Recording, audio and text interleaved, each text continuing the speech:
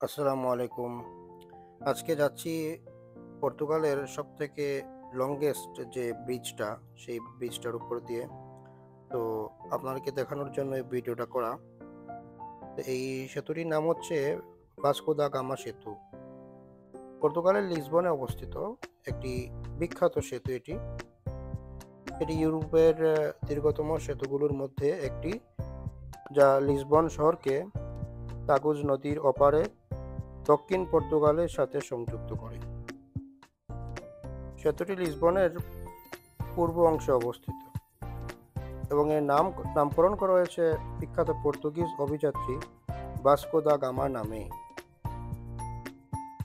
সত্যি বৃষ্টি অনেক অনেক সুন্দর, পর্যটকদের আকর্ষণ করার মতোই প্রতি বছর প্রচুর পর্তুগিজ আসে এবং বিশ্বের বিভিন্ন প্রান্ত থেকে টুরিস্টরা আসে দেখার জন্য।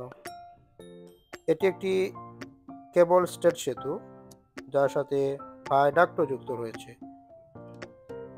সেতুটির মোট দৈর্ঘ্য প্রায় 17 কিলোমিটার, 10 মাইল, প্রায় 10 মাইল।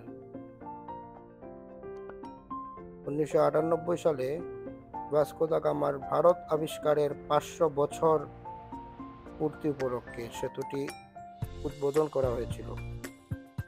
আসলেই খুবই সুন্দর।